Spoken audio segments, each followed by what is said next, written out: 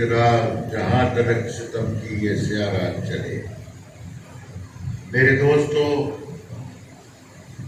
بہت ہی افسوس کے ساتھ کہنا پڑتا ہے کہ ضلع وسطی کو آنے والی حکومتوں نے جو بھی آیا اس نے ضلع وسطی کو ہمیشہ نیگلیکٹ کیا، اس نے اس کو پسماندہ رکھا۔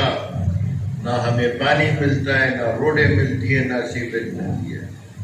کہنے کو تو ہم رہتے ہیں شہروں میں، لیکن دراصل ہم جنگلوں سے بھی برتر ہیں۔ میں نے یہ جو کام اٹھایا ہے، اللہ مجھے کتنی توفیق دیتا ہے، کتنے عرصے میں چل سکتا ہوں، یہ تو وقت بتائے گا، بٹ یہ میرا سوشل ورک ڈسٹرکٹ سینٹرل میں ہمیشہ رہے گا۔ میں پیدا بھی یہاں ہوا، میں رہتا بھی یہیں ہوں، اور ہمارے بزرگ بھی یہاں دفن ہیں، جن کے ساتھ ہم بھی دفن ہوں گے۔ یہ جو میں کام کر رہا ہوں، یہ کام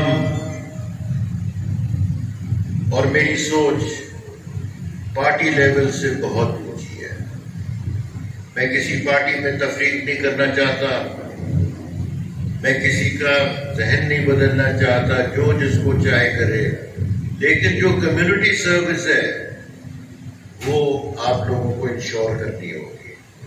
اب کچرا اگر کوئی روڈ پہ پھینک رہا ہے تو آپ ہی کچرا پھینک رہے نا، اس آدمی کو آپ اس کی آپ تنقید کریں، اس کو آپ سمجھائیں، نہیں سمجھتا تو اس کے خلاف ایکشن لیں۔